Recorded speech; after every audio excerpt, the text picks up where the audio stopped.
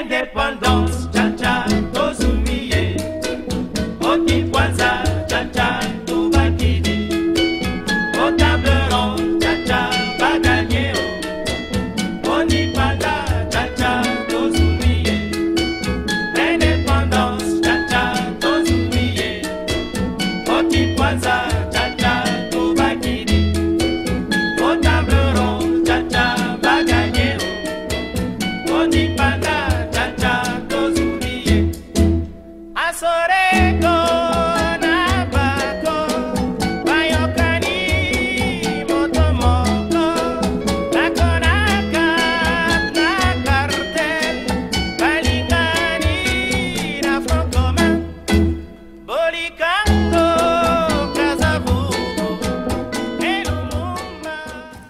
Bonjour, dans le cadre de la Convention des Congolais de l'étranger, nous recevons quelques présidentiables congolais de l'extérieur. Les débats sur les élections présidentielles en RDC 2016 bat son plein.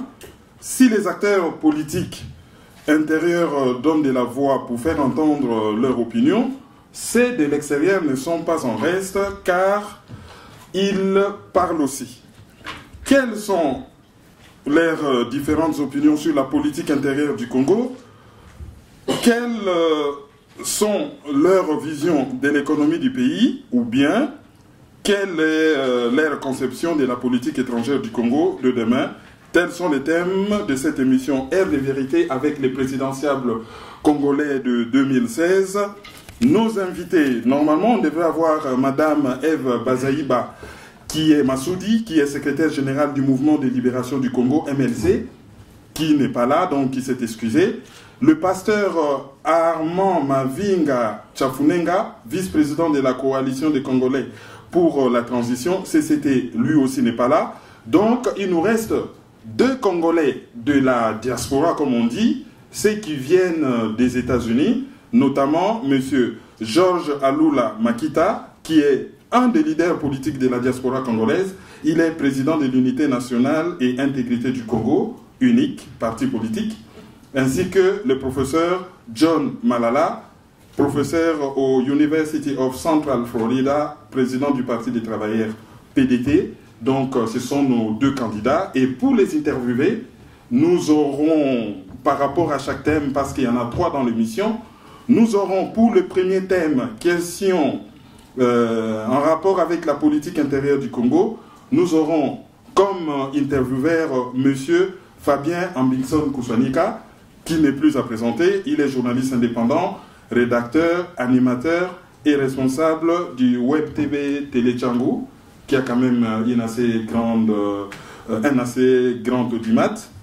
Et l'autre présentateur, donc M. Ramsès Ramazani, s'est excusé. Nous allons pendant une quarantaine de minutes avoir un jeu de questions-réponses avec lui et nous laisserons la parole au public pour intervenir. Ça sera vraiment très bref, des questions et des réponses. Et il y aura un deuxième atelier ou une deuxième partie de l'interview qui sera axée sur les perspectives de l'économie congolaise. Là, pour interroger nos invités, nous aurons affaire à M. Albert Sirimouami Malekera, qui est président du conseil d'administration de l'ASBL Simakivu à Bruxelles, ainsi que M. Jeff Lusambakashama, représentant de la CEE en France. Je ne sais pas s'il est là. Ah ben, il est là, donc c'est une très bonne chose. Et nous finirons sur les perspectives de la politique étrangère du Congo. Ça aussi, c'est très important. Alors, cette partie sera assurée par M. Cheikh Fita et peut-être un de nous pour les relayer. Alors, dans le cadre de la Convention des Congolais de l'étranger, on a toujours besoin d'une rapporteuse. Ça sera Mme Juliette Binyungu. Si c'était à la télé, c'est elle qui serait normalement la réalisatrice. En même temps que j'invite nos invités à monter sur le plateau sous vos applaudissements, j'invite Fabien Kouswanika pour la première partie du jeu des questions et des réponses. C'est l'émission Air de vérité avec le présidentiable congolais de la diaspora pour l'élection RDC 2016. Fabien Boussonika, vous avez la parole pour une quarantaine de minutes. Merci, j'espère que là j'ai le son. Merci Kerwin. Voilà, je suis Fabien Boussonika, comme j'ai été tout à l'heure présenté. Nous allons essayer un peu de parler de politique intérieure de la République démocratique du Congo avec nos deux candidats qui ne sont plus à présenter. J'ai donc M. John Malala à ma gauche et à ma droite, M. Georges Aloula. Alors, la première question, c'est que vous avez parlé presque de tout, mais on n'a pas parlé de l'actualité brûlante de l'heure. Et on parle de plus en plus du dialogue. Alors, comment vous positionnez-vous par rapport à ce dialogue qui est, en tout cas, escompté en République démocratique du Congo? D'abord, la première question, vous êtes pro ou anti-dialogue? Je commence par vous, M. Aloula. Je dirais, Fabien, que unique le parti que je dirige est contre le dialogue. C'est un dialogue totalement inutile. Nous avons vécu la concertation nationale qui était déjà en ligne avec les accords cadres d'Addis Abeba. C'est-à-dire que la première position que nous avons eue, c'est d'hésiter d'aller à cette concertation nationale sur la forme dans laquelle elle a été convoquée. Aujourd'hui, je dirais 2 ans plus tard, qu'est-ce qui est sorti de ces concertations nationales? Pratiquement pas grand-chose. 13 mois se sont passés avant que le gouvernement de concertation nationale ne soit mis en place. Parmi les résolutions qui ont été faites, je citerai Diomi Ndongala est encore en prison. Il y a beaucoup d'autres amis qui sont encore en prison. Au lieu d'annoncer des mesures qui puissent faire en sorte que nous puissions aller dans ces dialogues, si ça avait été fait avec de bonnes intentions, on aurait vu tous ces prisonniers politiques dehors, les conditions sécuritaires améliorées. Malgré les concertations nationales, il y a eu des élections qui ont été loupées. On n'a jamais vu ça dans aucun pays au monde où on a enregistré les candidats qui ont payé leurs frais de participation aux élections et ce gouvernement n'a pas fait son travail. Voilà pourquoi on n'ira pas à ce dialogue. Voilà, M. Georges Aloula n'ira pas au dialogue. La même question à M. John Malala, si je ne m'abuse. Et donc, vous êtes pro ou anti-dialogue? Nous sommes anti-dialogue et c'est très simple. Parce que vous devez comprendre d'abord que ça, c'est un dialogue piège. Il faut comprendre que c'est un piège qu'on est en train de tendre au peuple congolais. Il n'y a rien à discuter là-bas. Parce que la question que vous devez vous poser, c'est de savoir quelle est la matière à discuter. Quelqu'un qui est sérieux, 15 ans, pendant 15 ans, ils sont au pouvoir. Le peuple a demandé de dialoguer, de discuter des problèmes importants. Ils ont refusé. Pendant qu'ils se retrouvent à la porte, ils disent qu'ils veulent maintenant dialoguer. Dialoguer de quoi? Ils ne nous ont pas présenté une matière importante sur laquelle nous devons dialoguer. Et même, il y a plusieurs inconsistances dans tout ceci. Nous avons des juristes ici qui peuvent peut-être bien articuler les rôles du gouvernement. Ils peuvent bien articuler que moi, peut-être, ici, peuvent vous dire, écoutez, nous sommes dans une démocratie représentative. Ce n'est pas au chef de l'État de commencer d'abord à consulter les gens, dire qu'il a commencé avec des consultations pour savoir qu'est-ce que les gens pensent sur tel point, tel autre point. Mais c'est pour cela que les députés sont élus. Ils sont élus pour écouter ce que leurs constituants sont en train de dire, quelles sont les doléances. Alors ils prennent ces mesures, ils viennent représenter leur peuple. Ce n'est pas au chef de l'État de commencer, vous me excusez les termes si ça n'existe pas en français, de bypasser les gens qui ont été élus et d'aller lui-même maintenant commencer à confronter les autres. Et les députés, on les paye pourquoi? Alors ça c'est un. De deux, il parle ici du processus électoral. Mais le pays a mis une institution qu'on appelle la CENI. Ça c'est le travail de la CENI. C'était la CENI de pouvoir étudier tous ces mécanismes et de voir si un calendrier électoral est faisable, si un fichier est faisable, s'il n'y a pas d'argent. C'est à la CENI de dire que nous n'avons pas l'argent, mais ce n'est pas au gouvernement de commencer à nous dire déjà, de commencer à faire des mesures préemptives pour nous dire, bon écoutez, nous pensons que nous n'aurons pas d'argent, allons au dialogue. Et un dialogue, nous connaissons déjà les résultats de ces dialogues. C'est un dialogue auquel nous connaissons déjà qu'est-ce qu'ils vont faire. C'est-à-dire, il y a ceci. Au cas où il y a des gens ici qui ne comprennent pas, vous entendez parler du mot glissement, je ne sais pas, peut-être vous allez arriver à cette question-là, mais c'est-à-dire, ce sont des gens, ils sont en train de préparer une transition de 3 ans. Ils sont en train de préparer une transition de 3 ans où Kabila restera à la tête du pays. Mais pour valider cette transition, ils sont en train de vouloir créer un dialogue pour nous dire à la fin du dialogue que voilà, lors de ce dialogue, il est ressorti des mesures telles que nous devons aller à une transition. Et je peux déjà même donner des points de vue sur cette transition. Mais soyez beaucoup un peu plus bref, parce que si vous épuisez toute la matière, finalement, on n'aura plus les questions. Alors, si je comprends très bien vos différents points de vue, on peut facilement conclure que vous êtes de l'opposition. Et on qualifie l'UDPS comme étant la fille aînée de l'opposition.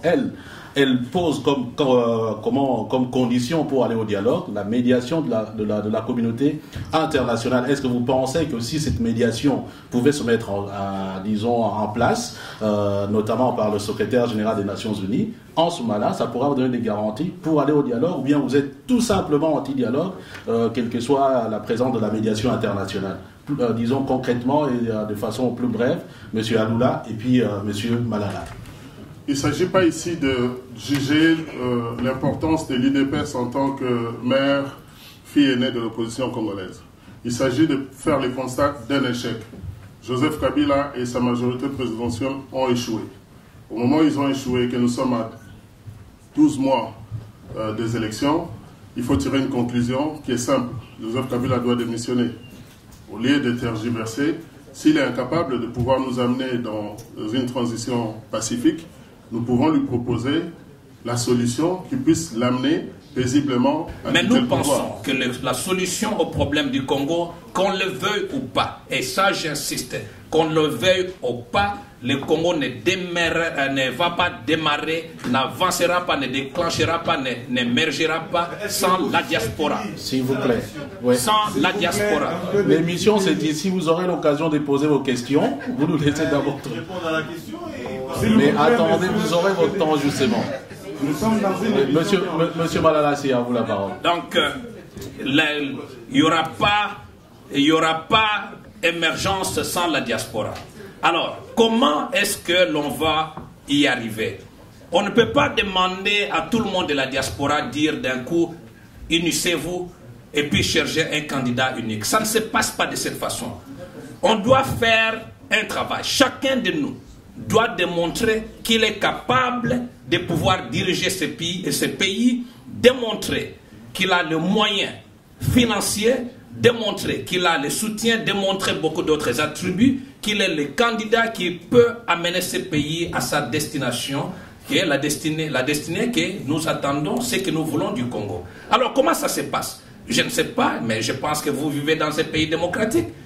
On arrive, avant d'y arriver, c'est comme ce qui se passe. Moi, je donne l'exemple des États-Unis. Nous appelons ce qu'on appelle les primaries. Aujourd'hui, les républicains sont en train de chercher un candidat, mais ils n'ont pas dit qu'ensemble, nous, républicains, unissons-nous, produisons un seul candidat qui va aller contre Hillary Clinton. Chacun est en train de se faire valoir. Chacun doit se positionner. Chacun doit prouver qu'il est capable de pouvoir diriger ce pays. Et c'est ce que j'attends de tous ceux de la diaspora qui veulent aller aux élections. Nous devons d'abord chacun travailler personnellement, individuellement, et cela est très important. Pourquoi? Parce qu'il y a des gens aujourd'hui qui sont fidèles à mon frère qui est à ma droite, qui ne sont pas fidèles à moi. Il y a des gens qui sont fidèles à moi, qui ne sont pas fidèles à lui. Il y a des gens qui sont fidèles à quelqu'un d'autre. Chacun de nous peut mobiliser une certaine base. Je peux mobiliser plusieurs bases, lui il va mobiliser d'autres bases, ainsi de suite. Et chacun de nous va se mesurer, va se positionner, va discuter. Et nous, si nous devons avoir des débats contradictoires, nous devons les avoir. Mais les vrais combats, même sur le terrain, descendre sur le terrain et prouver que nous pouvons faire quelque chose, c'est à la fin.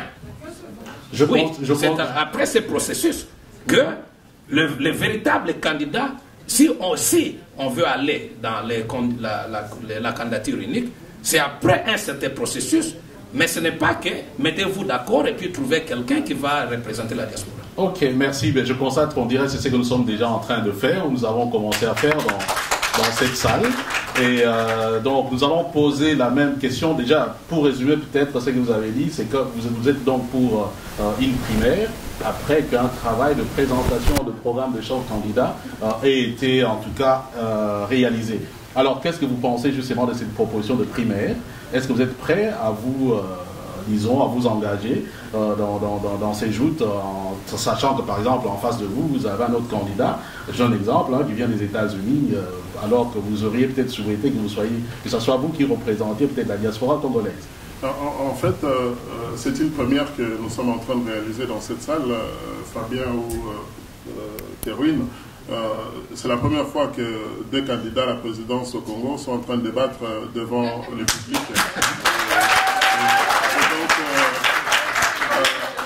C'est un exercice. Donc, je voudrais qu'on corrige les langages parce que le premier langage que je voulais corriger, c'est que Congolais Tolinganité. En réalité, Tolinganité tellement qu'ils ont été incapables de diviser notre pays. La deuxième, c'est que lorsqu'on dit vous êtes désunis dans l'opposition, vous savez, l'ambition présidentielle, elle est individuelle, familiale, communautaire.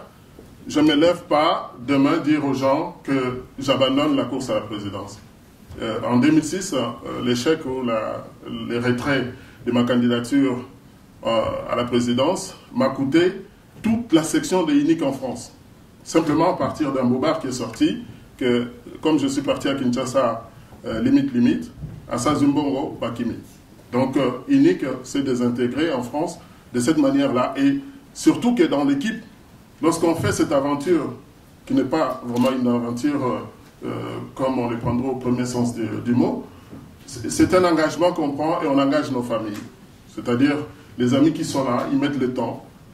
Les couples, vous travaillez tard, votre femme va être contente. Vous prenez une femme qui vient autour de votre équipe, il doit justifier à tout moment ce qu'il fait auprès de son mari, qui est loin de soucis politiques. Donc même l'accompagnement au niveau familial n'est pas toujours là. Ça veut dire qu'il faut aller chercher des énergies pour se dépasser, pour faire quelque chose. Je viens à la question, à la question. Quand on dit vous êtes désunis, c'est faux. Nous ne sommes pas désunis, nous sommes... lorsqu'on m'a dit qu'en 2006, vous seriez 71 candidats, j'avais dit au service français, vous ne nous connaissez pas, vous mentez. J'ai été à Kinshasa, à la CNI, il y avait 71 candidats à la présidence. Tout de suite à la CNI, 5 candidats sont venus me voir pour dire Tozanayo. Okay? Et les élections ont été lancées avec 30 candidats en 2006, 11 en 2011. Et arrêtez le langage que nous sommes désunis parce que l'épreuve, le professeur Malaya vient de l'indiquer, aux États-Unis, il y avait 18 candidats républicains. Il a failli faire 2 émissions pour voir dans les premiers lots avec les sondages qui vont être dans les 10 premiers et les 8 autres dans un premier débat pour que vous passiez, puisque vous êtes trop bas dans les sondages, vous faites bonne impression ici. Il y a eu quelques candidats qui ont été switchés ou transférés au premier débat. Et les gens se sont éliminés au fur et à mesure en prenant la mesure de ses propres capacités parce qu'il s'agit aussi de ça. Nous sommes totalement ouverts à l'idée du candidat unique de la diaspora d'abord parce que nos amis de l'opposition, s'ils acceptent le choix, puisque le peuple congolais attend de la diaspora la solution, j'insiste, l'économie congolaise est entre nos mains, le social du Congo est entre nos mains, c'est à nous, les Congolais de la diaspora. Nous avons des Congolais dans la diaspora qui ont été des ministres dans ces pays, des congressmen, des députés congolaises au niveau de l'Europe. Pourquoi? Quelle est la voie de garage dans laquelle on va les mettre? On a besoin de ces gens-là pour transformer le Congo. C'est pour ça que les Congolais pensent qu'en 4 ans, nous pouvons étonner le monde. Je suis totalement ouvert à ça, mais seulement il faut définir des critères qui puissent nous permettre de pouvoir évaluer chacun de ce qu'il va apporter. Et je rejoins le professeur Malala pour dire que lorsqu'on est ensemble, il faut qu'on dise quels sont les points forts des uns et des autres, qu'on puisse faire des choix objectifs, mais pas des combinaisons à la congolaise. On va sortir des mauvais bruits pour dire que celui-là c'est un voyou, on ne le prend pas. Donc Merci. Donc nous comprenons tout simplement que c'est une question qui reste en tout cas ouverte. Alors maintenant vous venez de la diaspora, il faudra bien se dire et être tout à fait réaliste. On ne vous connaît pas très bien en République démocratique du Congo, sauf à prouver le contraire. Comment comptez-vous devenir président de la République si vous n'avez pas de base sur place? Maintenant, la question est de savoir si vos partis sont réellement implantés en République démocratique du Congo, que chacun puisse nous présenter en tout cas un état des lieux de l'implantation de son parti, au besoin même dire le relais que vous avez en province sur toute l'étendue de la République démocratique du Congo pour que votre projet puisse apparaître en tout cas crédible. Je commence par vous qui avez de la parole. Merci. Le mouvement de l'unité congolaise est né en France en février 2004. Donc à partir de la France, nous avons ouvert une représentation en Belgique et aujourd'hui nous sommes dans beaucoup de pays dans la diaspora. Votre question elle est sur le plan local. Nous avons un bureau, une équipe de coordination de INIC sur place. Je crois qu'à chaque fois qu'on me pose cette question, vous allez aussi dire, dans la liste des partis politiques, on n'a pas vu INIC. Non, INIC a été homologué à l'hôtel de ville et la demande d'homologation officielle de INIC a été bloquée au niveau du ministère de l'Intérieur depuis le 10 mai 2005. Les documents sont là. Seulement, lorsque nous sommes partis aux élections, au deuxième tour, INIC a supporté Jean-Pierre Bemba. Et dans l'intelligence ou la malicité congolaise, un parti politique a enlevé les I pour utiliser l'influence que nous avions au niveau des chancelleries, je dirais aux États-Unis ou ailleurs. Aujourd'hui, nous sommes le premier parti politique congolais sur les réseaux sociaux. Et quand je dis réseaux sociaux, beaucoup de gens pourraient commencer à rigoler. Vous allez me dire que je voudrais vous expliquer quelque chose. Hier, nous regardions la télévision au salon.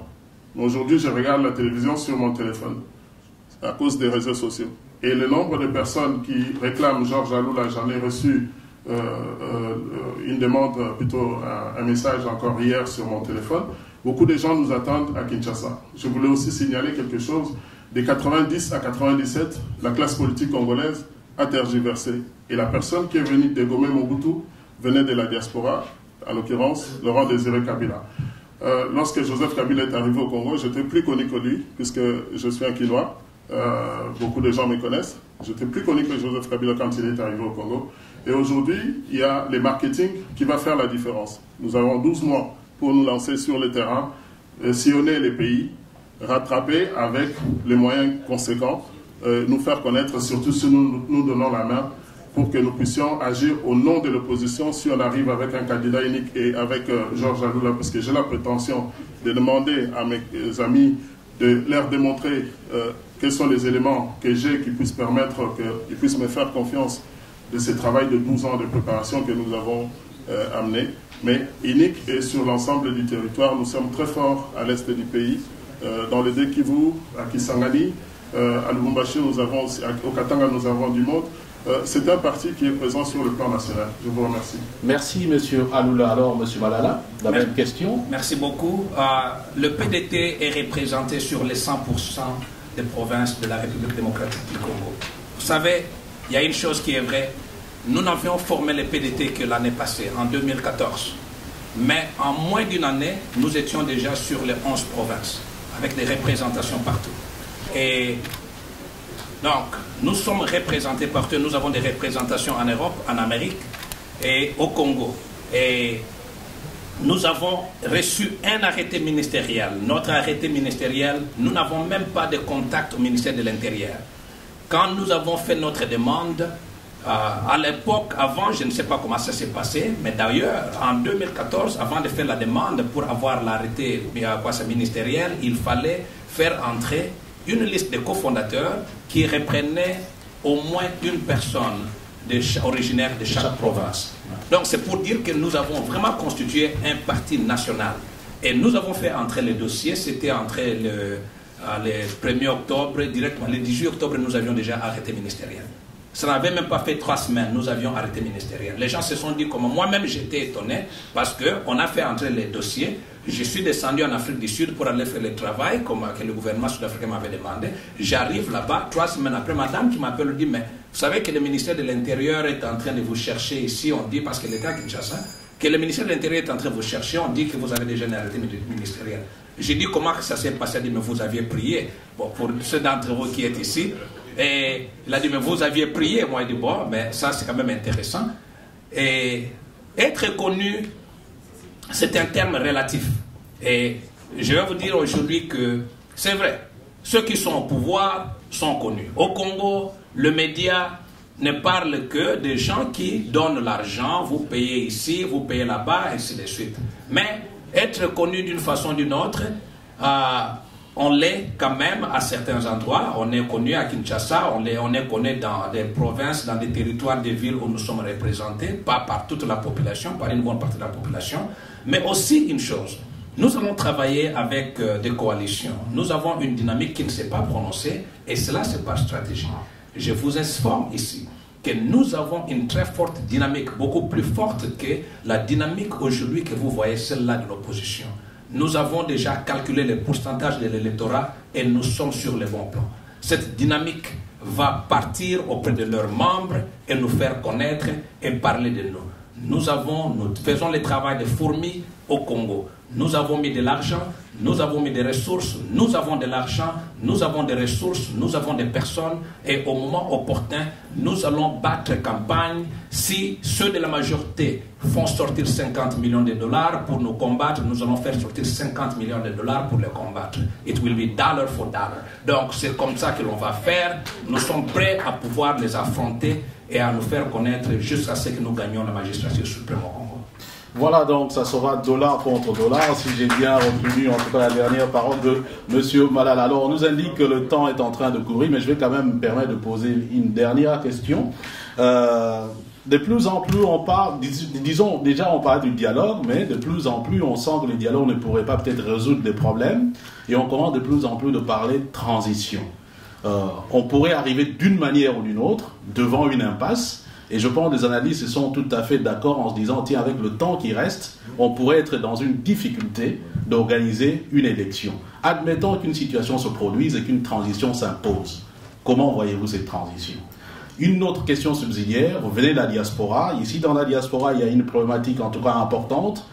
C'est donc la problématique de la double nationalité. Si vous êtes élu à la tête du pays, quelle sera votre politique en matière de double nationalité? Monsieur Aloula. Je prends la deuxième question pour pouvoir y répondre. Vous savez, moi je suis de formation d'ingénieur, on est pragmatique et surtout rationnel.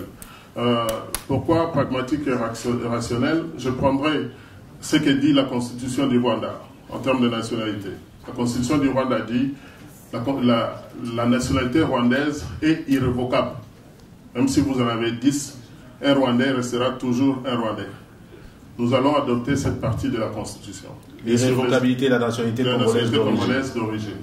Et ça va nous permettre d'utiliser les compétences des Congolais canadiens qui pilotent chez Bombardier toute une section stratégique de développement des avions. Si on lui bloque les retours au pays pour donner cette expertise à notre nation, c'est contre notre pays. Nous devons arrêter de travailler contre notre pays. Notre pays est vaste, 80 millions d'habitants. Il y a du travail pour tout le monde. On vous a compris. Est-ce qu'une transition s'imposait? Je veux vous dire ceci. Vous avez dit transition, mais vous n'avez pas défini dans quelles conditions. C'est Kabila.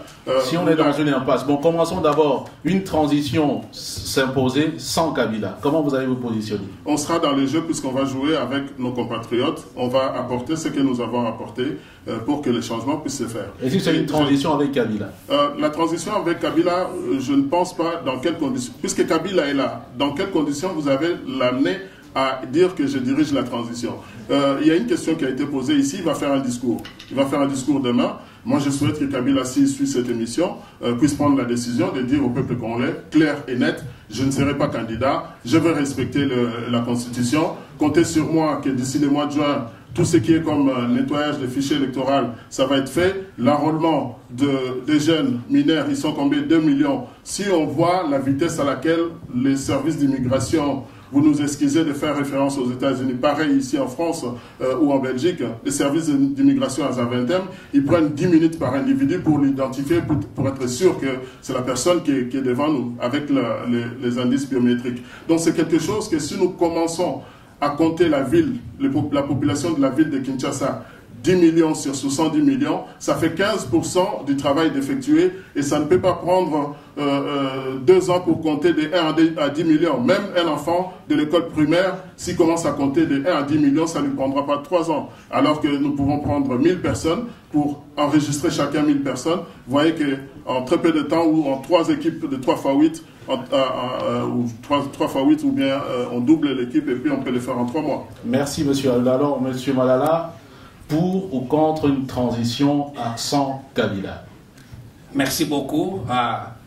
Reposer la question, j'aimerais aussi aller dans l'ordre, le même ordre que... Ok, il n'y a pas de problème. Donc la double nationalité d'abord. Oui. Et l'irrévocabilité de la nationalité congolaise doit être quelque chose que nous tous, nous devons supporter. Et ça doit être une réponse à nos aspirations.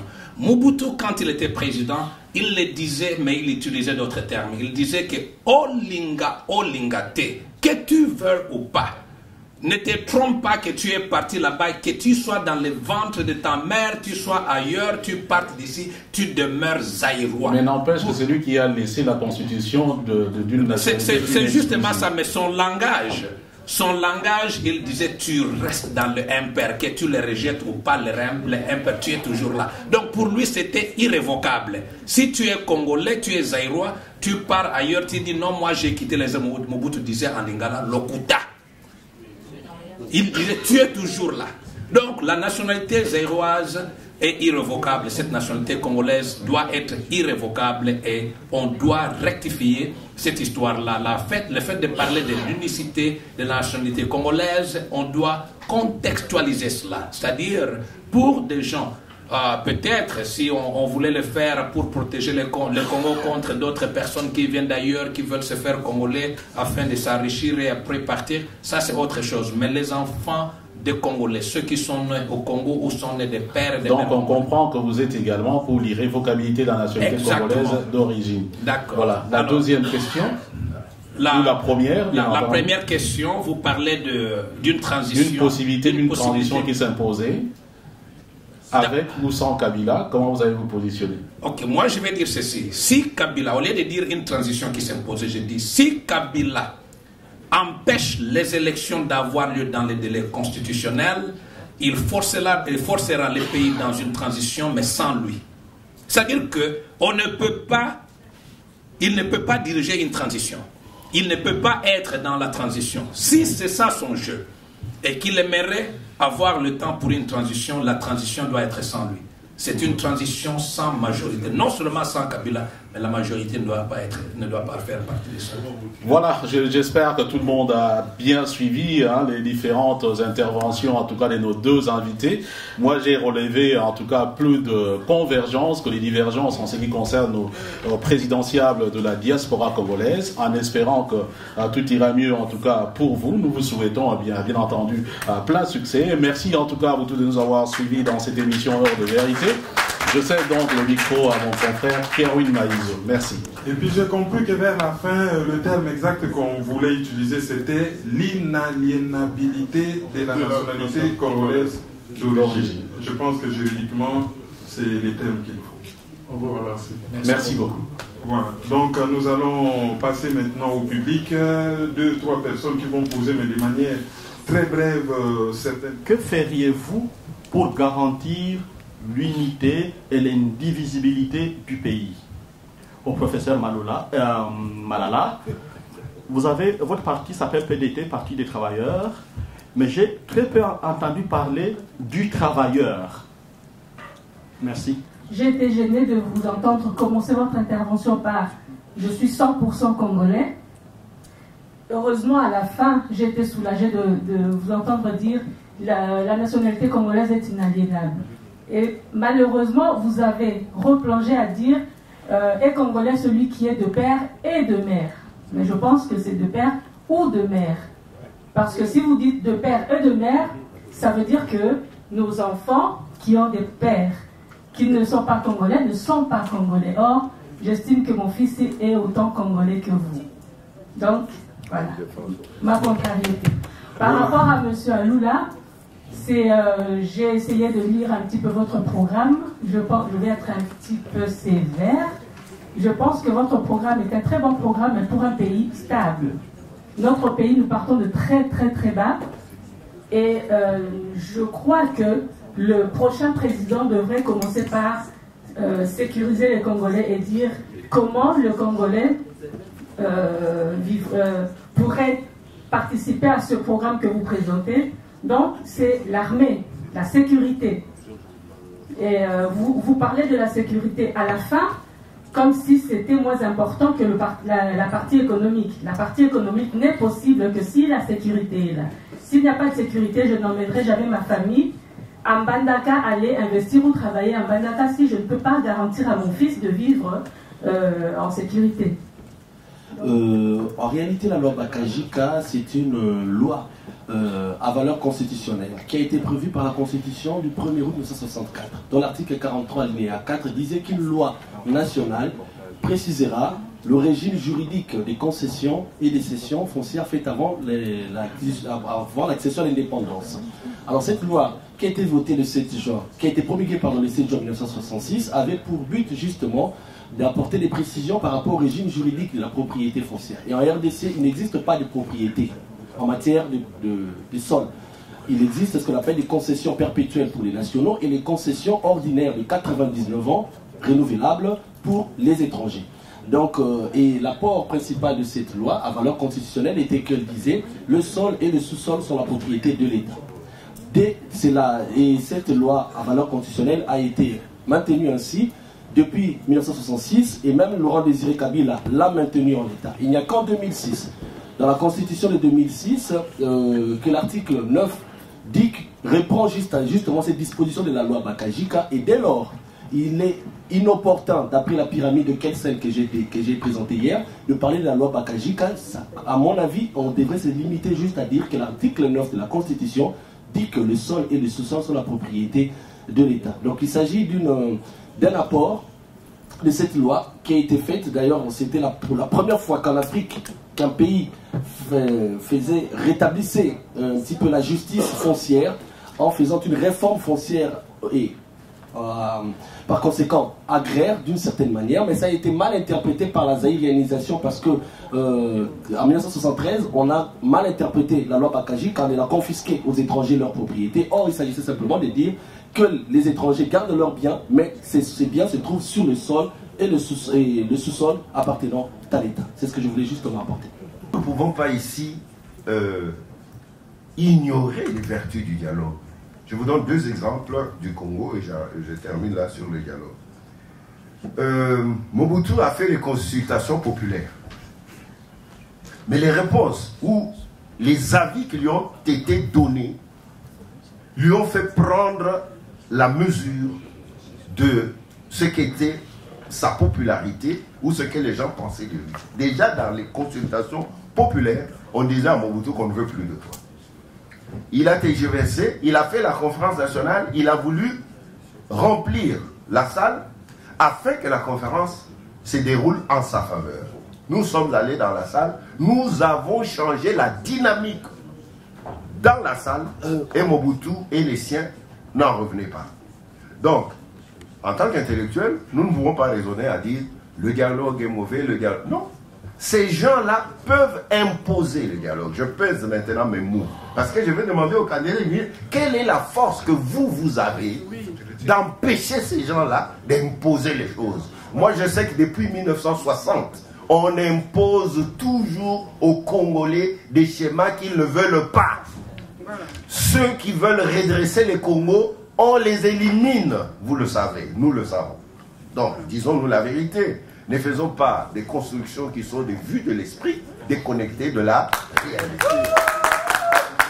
Ça, c'est bien. De deux, une question qui s'adresse à mon ami professeur Malala. Je dis, mais cette implantation et reconnaissance supersonique, c'est mon mot à moi. Hein, en un an, tu as fait reconnaître ton parti en un mois et tu l'as implanté en 12 mois. Franchement, je tire mon chapeau, mais je dis, est-ce que cela ne cache pas ou ne cacherait pas quelque chose? Dites-nous. Ensuite, surtout sur la reconnaissance. Et tu dis, tu étais en Afrique du Sud. Je pose la question clairement.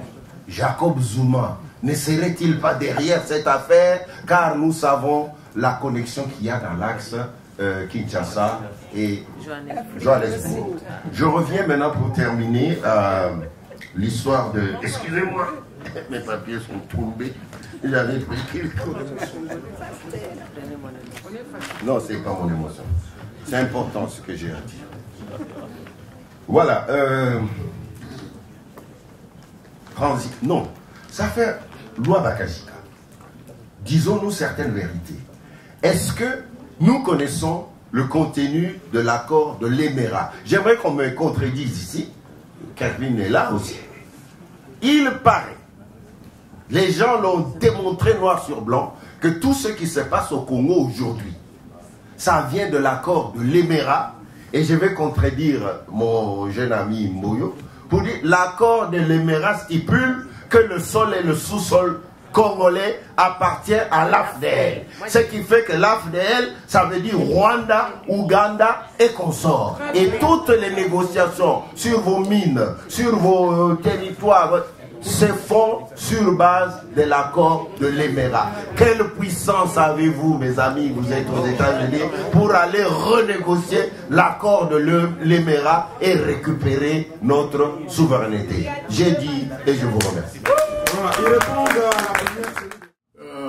Vous nous posez la question si nous sommes suffisamment forts pour changer les décisions qu'on voit, qui peuvent être imposées. Est-ce que Georges Alula, John Malala ou je dirais les docteurs Chipamba Puila peuvent avoir la force de changer si Kabila dit il va aller au dialogue, il maintient sa cape, etc. Chers amis, nous sommes des pays francophones. Je donne mon expérience personnelle. Arrivé aux États-Unis, j'ai plutôt fait le début de ma carrière et mes études en Europe. Tout était en français. Mais arrivé aux États-Unis, il fallait maîtriser la langue et pouvoir passer nos émotions à nos interlocuteurs. On a dit, on utilise le terme décideur. Oui, ils ont le pouvoir de décision. Les Américains ne se sont pas levés pour l'or du Congo. Du jour au lendemain, commencer à envoyer des envoyés spéciaux pour dire à Kabila de respecter la Constitution. Vos frères, votre communauté aux États-Unis a fait un travail de fond pour expliquer notre malheur aux Américains. J'ai écrit un livre, Les génocides économiques ignorés en République démocratique du Congo, et qui m'a valu un coup de fil à 22h, le bureau fermé, d'expliquer comment ils ont appris que les viols faisaient partie de la culture congolaise. Et il me cite le nom de ce professeur qui a dit ça. Et c'est un consultant auprès du département d'État, très respecté. Et j'ai dit, lisez les livres jusqu'à la fin et vous comprendrez que ces communautés qui ont des lobbies très forts sur les K Street, c'est là où il y a la Maison Blanche, et ils payent les factures. Nous n'avons pas, au niveau de l'État congolais, notre leadership qui puisse défendre les intérêts de notre pays, pouvoir payer ces lobbyistes. Nous avons fait ce travail avec beaucoup de Congolais des États-Unis. Ce serait prétentieux pour moi de venir dire je ne l'ai pas fait tout seul. Nous étions nombreux à aller dans toutes ces rencontres aux heures de bureau pour pouvoir défendre notre nation. Nous avons été derrière John Kerry, Hillary Clinton, Ruth Feingold, tous ces envoyés spéciaux qui ont été envoyés, on les a fournis la matière. Tout à l'heure, ou je ne sais pas si c'était hier, on a découvert aux États-Unis, cette année, il y a 25 000 visas qui sont réservés aux réfugiés congolais dans les pays limitrophes. Nous avons près de 2,5 millions de Congolais qui vivent dans des conditions atroces, qui sont déplacés de leur maison, en pensant que ceux qui ont pu s'échapper pour aller au Rwanda, en Ouganda ou au Burundi, on nous a donné 25 000 visas. Je m'excuse, merci. Je vais faire court. Ok, you can shut it. Le problème, c'est qu'avec ces 25 000 visas, un Congolais qui travaille dans les services sociaux découvre en réalité que ces personnes qui arrivaient avec le passeport congolais ou la nationalité congolaise étaient soit des Hutus, des Tutsis ou des Ougandais qui bénéficiaient de notre présence ou de ces visas accordés aux réfugiés congolais. Donc, dites-vous bien à la question que vous posez, avons-nous la force? La situation, la donne a changé. On a vu le docteur Mukwege recevoir des félicitations, des awards partout dans le monde parce que nous avons réussi à porter la situation de catastrophe du Congo aux personnes humaines comme nous qui ont pu changer la cour de leur position et se mettre derrière le peuple congolais. Et ils ont la force de prouver à qui ils veulent ce qu'ils sont capables de faire. Je m'arrête là. Et je vais ajouter à ce point-là que le docteur Alou l'a dit. Vous savez, le jeu a changé. Ça, nous devons vous le dire. Quand nous visitons les décideurs, et d'ailleurs, je vais vous dire une chose que personnellement, quand je leur dis vous êtes des décideurs, ils disent nous n'aimons pas les termes. Ils n'aiment pas l'expression décideur, ils ne sont pas contents de ça. Donc apparemment, ils ne veulent pas ça, ils disent qu'ils n'aiment pas les termes décideur. Mais quand nous leur parlons, maintenant ils nous écoutent. Ils nous écoutent, ils savent que nous sommes très sérieux, ils savent qu'ils ont affaire avec une nouvelle classe politique de la diaspora. Nous sommes en train de faire face avec des gens qui ont de l'argent. Heureusement, nous avons des moyens maintenant, mais nous avons affaire avec des gens des forces qui luttent contre les Congolais au niveau de Washington. Vous n'avez pas d'idée. Vous n'avez pas d'idée. Il y a des lobbies, des groupes de lobbies qui travaillent là-bas contre les Congolais. C'est que le docteur Georges Alou l'a dit, c'est vrai. Il y a beaucoup de groupes. Je ne peux pas dire que je suis le seul. C'est comme il l'a dit, il n'a pas voulu prendre ça sur lui-même. Il y a beaucoup d'autres groupes. Quand moi je suis là-bas, on me dit, un tel était ici, il nous a dit ceci, un tel était ici, qu'est-ce que vous pensez d'un tel, des choses comme ça. Donc, ces choses-là, mais ils savent que nous sommes en train d'aller, que nous sommes nombreux. Et ça, je vais vous dire aussi une chose, qu'ils sont impressionnés pour la toute première fois de la qualité des personnes qui veulent venir, surtout des États-Unis, et ils sont impressionnés. Et d'une façon générale, ça ici, je ne veux pas être égoïste, ils sont prêts à travailler avec plus d'une personne. C'est-à-dire que si telle personne, si ce n'est pas telle personne, nous sommes prêts avec celui-là ou celui-là. Pour la toute première fois. Pour la toute première fois, nous avons la force et nous sommes en train de parler d'une façon ou d'une autre. Nous pouvons changer toute la dynamique de ces histoires des accords de l'Émirat. Nous avons la possibilité de changer. Nos voix sont en train d'être écoutées aujourd'hui. Donc, ne croyez pas que personne n'entend. Aujourd'hui, ceux qui malmènent le pays, ceux qui nous tourmentent, n'ont pas la même image. Je pense que vous avez appris quand même que pour la toute première fois, les décideurs qui n'aiment pas les termes décideurs ont découvert que pendant plusieurs années, ils ont été dupés. Et que maintenant, ils sont en train de vouloir prendre des mesures. Je sais que sauf qu'il y a certaines personnes, il y a un ancien président ou quoi que ce soit, qui continuent à ne pas croire à tout ce que nous sommes en train de dire. Mais la plupart des politiciens en Amérique sont en train de croire, et je pense que collectivement ou individuellement, chacun de nous, nous avons des contacts, nous avons des personnes, et si nous mettons tous nos contacts ensemble, collectivement, nous avons une force aujourd'hui sur le plan politique, sur le plan international, pour pouvoir changer les choses au Congo. Donc la partie politique vient d'épuiser son heure. Nous reviendrons sur les questions, ne vous en faites pas, ils sont là. Ils seront un peu martyrisés aujourd'hui parce qu'ils vont se fatiguer devant. Nous allons commencer la partie perspective économique. Termine avec ta... Pardon. Kervin, avec ta permission. Oui. Il y a madame qui m'a posé une question. Tout à l'heure, vous avez parlé. Oui. Je voudrais vous rassurer d'une chose. Le premier point important, prioritaire dans notre programme, c'est la sécurité. En fait, j'ai oublié et j'ai été rappelé que je n'avais pas abordé l'aspect sécurité. C'est pour ça que nous avons dit, nous mettons 33 milliards de dollars pour sécuriser notre armée, de façon à ce que les gens puissent venir au Congo sans se poser des questions. S'ils iront là-bas, ils sortiront vivants ou pas. Mais cet argent, toutes les sommes que j'ai parlé lors de mon exposé ne pourront pas être versées ou investies au Congo sous le leadership actuel dans lesquels règne la corruption. Nous avons garanti, avec une lettre d'appréciation du président des États-Unis, que nous sommes capables de pouvoir garantir avec notre crédibilité, c'est ça le mot crédibilité, qui est très important. Le professeur Malala vient de souligner. Les États-Unis nous ont conviés en 2009, en octobre, un dialogue congolo-américain à l'Institut pour la paix. Et la qualité des travaux que nous avons produits ont changé la cour des choses. C'est là que le département du Trésor, la Banque mondiale, les FMI, le département des ressources humaines, l'armée sont venus nous écouter et nous avons réussi à les mettre dans l'avion pour aller chez nous à plusieurs fois. Je vous remercie. Mais soyez rassurés, on commencera par là. Je réponde. Oui. Il y a eu, je vais aller un peu brièvement par rapport à la question sur l'autre, c'était une observation peut-être, mais d'une façon générale, pour le travail, c'est justement tout ce que nous faisons, par exemple la préparation. J'avais parlé hier du travail productif et puis de toute cette politique, par exemple, sur la terre et toutes ces choses-là. Donc, quand nous parlons du travail, nous devons préparer les gens au travail. Et nous voulons vraiment qu'ils soient productifs parce que, vous vous rappelez, nous parlions avec un ami aujourd'hui, vous allez au Congo, dans des bureaux de l'État, vous pouvez trouver un petit bureau. Là où il fallait qu'il y ait une seule personne en train de travailler, vous allez trouver 8 ou 10 personnes.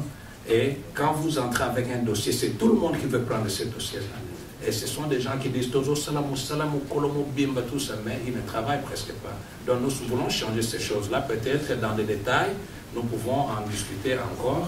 Alors le pasteur a posé 2 questions ici. Il y avait la première question, il a parlé de ce qui s'est passé avec le dialogue de Mobutu. Mobutu avait fait ça. Ça c'est vrai. Et puis, la différence avec le dialogue, il a dit que c'était quand même, on a changé la dynamique des choses, que peut-être nous devrions accepter d'offrir un dialogue.